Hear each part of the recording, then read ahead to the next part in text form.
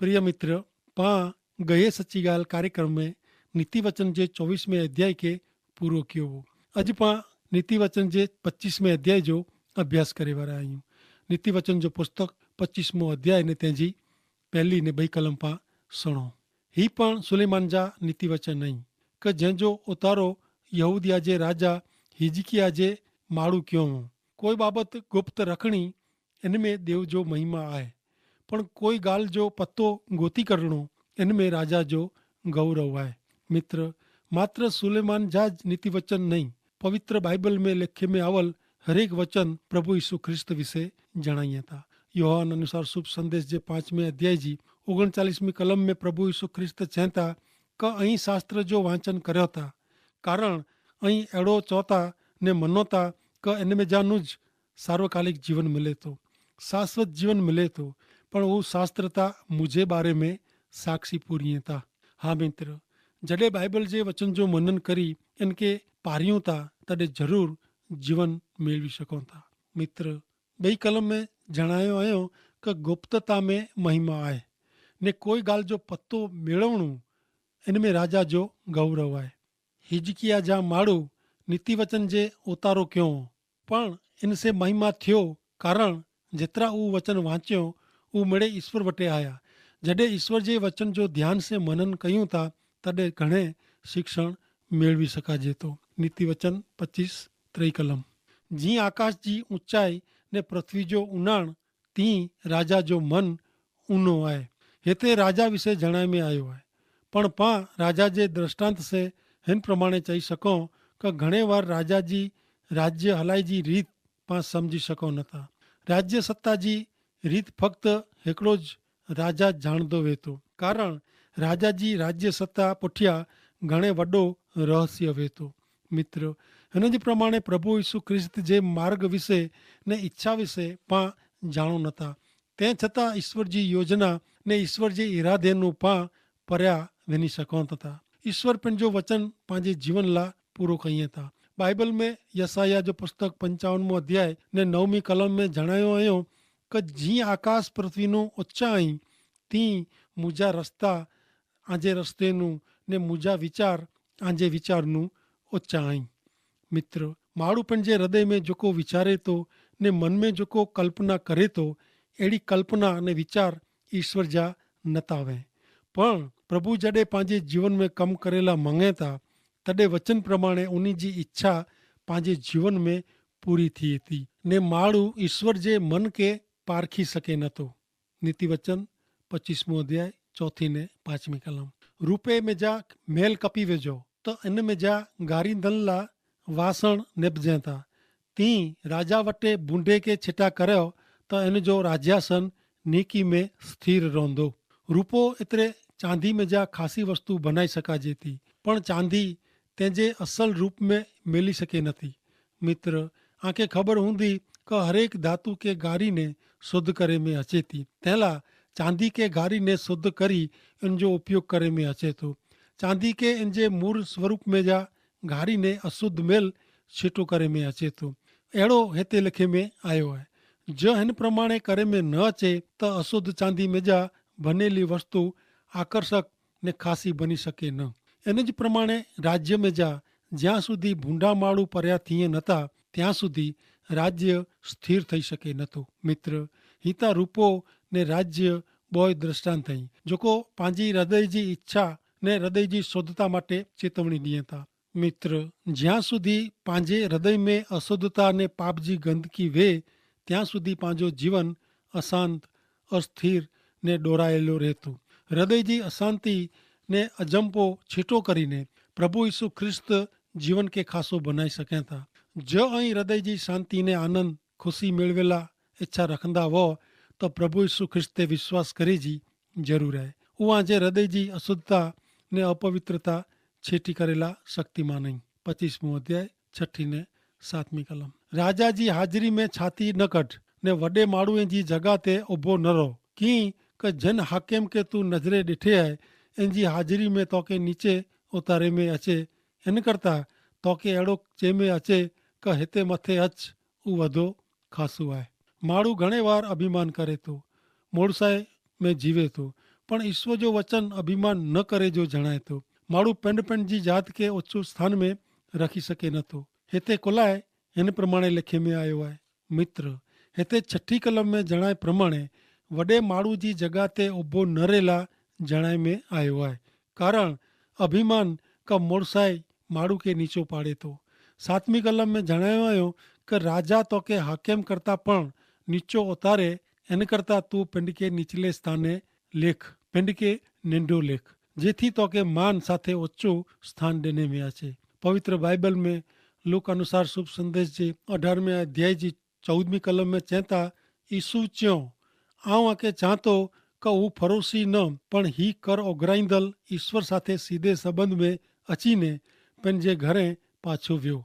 कारण जेको पिंडला ऊंचो स्थान गोते थो इनके नीचो करे में अचींदो, ने जेको पिंडला नीचो स्थान स्वीकारे थो इनके ऊंचो करे में अचींदो। प्रभु यीशु ख्रिस्त हिन ॻाल्हि जो उत्तम दृष्टांत आहे। आकाश जो स्वर्गीय सुख ने राज्य छॾीने पाप में जीवे वारे माण्हूअ खे छुड़ाइला मानव रूप धारण कयो, पृथ्वी ते आया। एतिरो ज न पण वधस्तंभ ते शर्मजनक मरण सहन कयो, पंहिंजे पाप जी माफ़ी लाइ पिन खे नम्र बनाईने नीचा कयो। तंहिंसे उन जा पिता उन खे उचे स्थाने रखियो ने विरायूं। मित्र, पां पिंड खे ईश्वर वटे नमायूं, पां पिंड खे नीचे स्थाने रखूं, जेथी ईश्वर पंहिंजा बालक तरीके आके उचे स्थाने रखी सकें। भले हाणे अॻियां नेरियूं नीति वचन जे 25वें अध्याय जी 8 थी 2 कलम।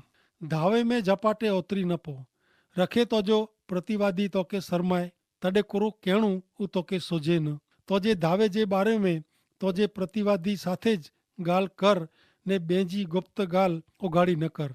रखे उ सुणदल तोजी निंदा कईं ने तो मथां बद छेटी थिए न। हिते 2 कलम में बाबति जेको समय में आवई आहे, सम्झाए में आवई आहे, उहो समझणी अघरी आहे। पण आके दृष्टांत ॾियां त उहो आला सम्झे में सवलो बनी वेंदो। ॿिजो राजा जो पुस्तक 23वां अध्याय तंहिंजी 28 थी 30 कलम में हिकिड़ो दृष्टांत आहे, उहो पाण नेरियूं। योसिया जा बाक़ी जा कम ने उ जेकी कंहिं उ मेड़े यहूदिया जे राजा जे काल वर्तान जे पुस्तक में लखियला नहीं करो। इन जे ॾींहं में मिस्र जो राजा फारून नको आसूर जे राजा सामे फ्रात नदी सुधी सवारी खणी आयो। योसिया राजा इन सामे वियो ने उहो इनके ॾिठे, तॾहिं उ ने इनके मागिदो में मारी वधे। इन जा चाकर इनके रथ में विझीने मगिदोनू यरूशलेम कोठी आया ने इनके इन जी पंहिंजी क़बर में ॾटियो। पोइ देश जा लोग योसिया जे पुत्र यहोआहाज के कोठी ने इनके अभिषिक्त करीने इनके इन जे बाप जी जॻह ते राजा ठहिरायो। योसिया जे बारे में लिखे में आयो आहे, जंहिंजो अभ्यास पां अगाऊ करी विया आहियूं। फारून नको राजा आसूर जे राजा सामे लड़ाई करेला वेंदो हो। उन टाइम ते योसिया फारून नको सामे लश्कर साथे वियो ने फारून राजा जे हथे योसिया मरी वियो। ही नंढी ॻाल्हि वॾी सेखामण ॾिए थी। 8वीं कलम चोखो जणाए थी कि दावे में ओतरी न पो, योसिया राजा लड़ाई करे जी भुल कंहिं ने मरियो। 9 ने 2 कलम में जणायो आयो कि बाबति जेको गुप्त आहे ने जिन बाबति से तू अजाण आहीं होॾा वञी ने गुप्त ॻाल्हि जणाइजे न। वरी लिखे में आयो आहे कि तोजो प्रतिवादी तोखे शरमाए। हा मित्र, घणे वार माण्हू वीचार करे बग़ैर कमु करे थो, तॾहिं इन जो भयंकर परिणाम उहो नेरी सघे नथो। जिन बाबति विषय पां असक्त हुओ, तॾहिं अहिड़ी परिस्थिति जो वीचार कयो खपे। कारण मानवी स्वभाव पां घणे वार वॾी भुलूं कयूं था।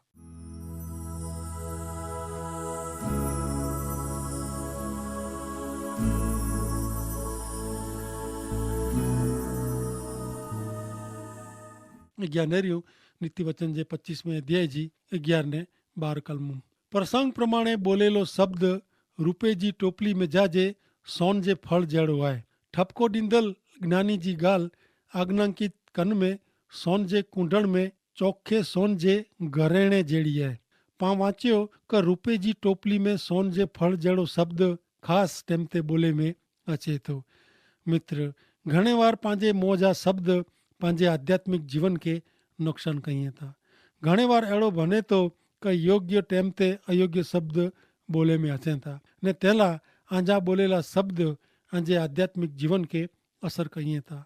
आवा के वो समझायला मांगा तो क समय ने प्रसंग प्रमाणे बोलेलो शब्द वो उत्तम लेखा जेतो। तेना चेमे आयो है कि प्रसंग प्रमाणे बोलेलो शब्द रूपे जी टोपली मिजाजे सोनजे फल जेड़ो है। कोलोसियों के पत्र 4 अध्याय ने 6 कलम में लिखल है कि आंजा बोलेल शब्द क वाणी मिठा ने खासा होना खपे ने हरेक के बरोबर जवाब की दीणो ऊ जानी गिनो।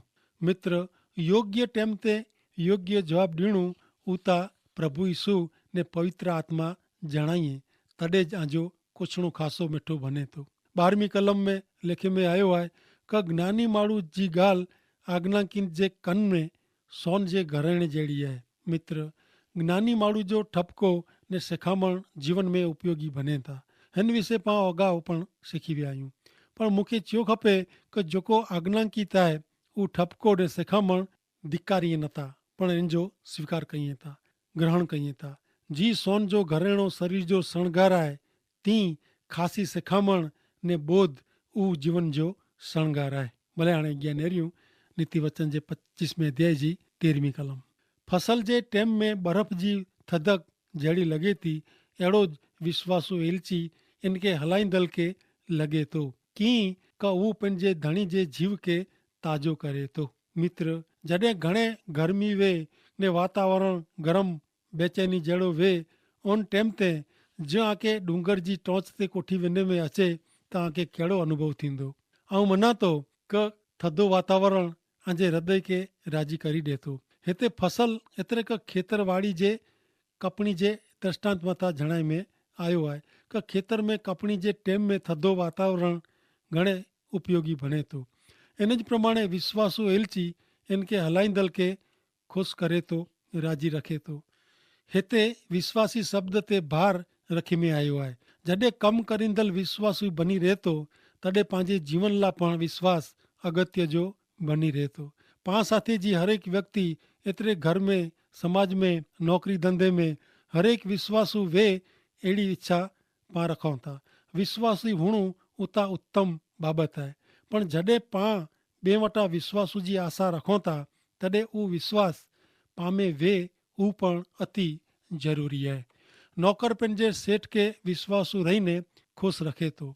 अॻियां नेरियूं 14वीं कलम।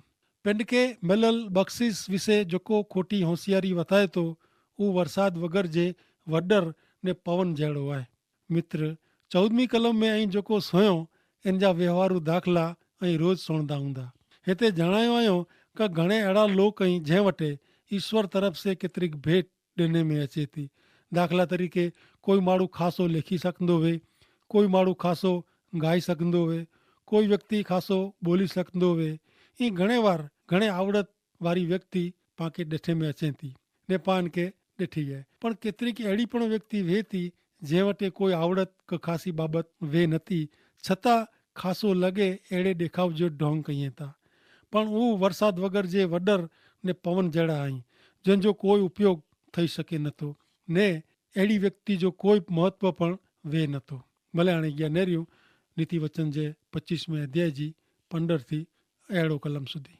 लंबी मुद्दत जी सहनशीलता एतिरे के लंबी मुद्दत से सहन कयो वे त अधिकारी जो मन मने थो ने ख़ासो बोलदल जी जिब हॾे के जुरे थी। जे तोखे मद मिलियो वे त खपे एतिरो ज खा रखे उ तोजे गले सुधी अचे ने तोखे हू ओकी कढणो पए। तूं तोजे पड़ोसी जे घरे कॾहिं कज वञ नका हू तोनू कंटाड़ीने तोजो धिक्कार करींदो। पंहिंजे पड़ोसी विरुद्ध खोटी साक्षी पुरींदल माण्हू हथोड़े जहिड़ो आहे, तलवार ने धारदार तीर जहिड़ो आहे। मित्र 15 ने 16वीं कलम विषय पां अगाऊ पण अभ्यास कयो आहे। तेला हाणे 17 ने 18 कलम विषय पां नेरियूं। हिन कलम में पड़ोसी विषय जणायो आहियूं कि तूं तोजे पड़ोसी जे घर में वारंवार न वञ। पड़ोसी लाइ अहिड़ो कुलाए लिखे में आयो हूंदो। मित्र हिते पड़ोसी जे घर में न वञणो इन जो अर्थ मात्र अमुक समय क कमला वञणो उहो आहे। कदाच ऐं वारंवार वञो त आंजो पड़ोसी आसे कंटाड़ी वञे थो, आंजो धिक्कार करे ई शक्य आहे। ही बाबत व्यवहारू जीवन के घणे लागू पए थी ने 18वीं कलम जणाए थी कि तूं तोजे पड़ोसी विरुद्ध खोटी साक्षी न पूर। कारण खोटी साक्षी पूरे वारा हथोड़े तलवार जड़ा ने अणीदार तीर जड़ा आई, जो को नुकसान करींदल साधन है। अने ज प्रमाणे खोटी साक्षी से घणे वडो नुकसान थई सके तो। निर्गमन जो पुस्तक 20 अध्याय ने 16वीं कलम में चेता कि तू तोजे पड़ोसी विरुद्ध खोटी साक्षी न पूर। मार्क अनुसार शुभ संदेश जे 22 अध्याय जी 31वीं कलम में पण चेता बई अगत्य जी आज्ञा ही है कि जेड़ो पिंड ते एड़ो ज पड़ोसी ते प्रेम रख। नीति वचन 25 अध्याय 19 ने 20 कलम। संकट टेम ते अविश्वासू माड़ू ते रखल भरोसो ऊ जोरल दंध क तोटल पग जड़ो है। जोको डोखी वटे गीत गाए तो ऊ सियारे में शरीर मथा कपड़ा उतारी वेजे एड़ो ने सूराखार ते सिरको जड़ो है। हिन विषय पां अगाऊ अभ्यास करी विया आहियूं। हाणे अॻियां नेरियूं 21 ने 22 में कुरचें था। ज तोजो दुश्मन बुखियो वे त इनके मानी खाराए, ज ऊ तरसियो वे त इनके पाणी पा। कीं का एड़ो करे से इनजे मथे ते टांडे जो ढगलो करीने ने ईश्वर तो के इनजे कम जो बदलो ॾींदा, फल ॾींदा। ही कलमू दुश्मन साथे प्रेम रखे जो सिखाए थी। प्रभु यीशु ख्रिस्त पृथ्वी पर जे उन जे जीवन दरमियान प्रेम जो संदेशो ॾिनो हो ने पिंड के वधस्तंभ ते चढ़ाईंदल के माफ़ी ॾिनो हुयो। कारण प्रभु यीशु ख्रिस्त पापीअ के प्रेम करींदा हुआ। माती अनुसार शुभ संदेश जे 5वें अध्याय जी 44वीं कलम में लिखल है कि आंजे दुश्मन ते प्रेम करियो ने जोको आके हैरान कईं था उन्हीं ला प्रार्थना करियो। मित्र, प्रभु यीशु ख्रिस्त जड़ो प्रेम रखियो अड़ो प्रेम पां रखो। पां पंहिंजे दुश्मन के इन जी मुश्किली में प्रेम करी पंहिंजो प्रेम वताए सघूं था। भले हाणे अॻियां नेरियूं नीति वचन जे 25वें अध्याय जी 23वीं कलम। उत्तर दिशा जो पवन वरसाद खणी अचे तो तीं चुगली करींदल जिब खारो मोह करे तो।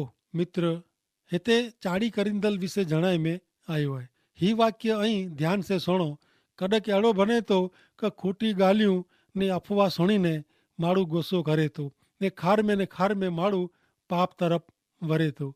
मित्र, पंहिंजी जिब से खोटी ॻाल्हियूं कहणी हू बरोबर न आहे। ही हिकिड़ी कुटेव आहे, पण इनसे घणे बार गंभीर सवाल ऊभा थई सघनि था। 25 अध्याय ने 24 थी 26 कलम। कजे वारी पत्नी क स्त्री साथे वॾे घर में रहणु इन करता अगासी जे खूण में रहणु हू खासो आहे। जहिड़ो तरसे जीवला थधो पाणी आहे अहिड़ी ज दूर देश में जा मिलल ख़ासी ख़बर आहे।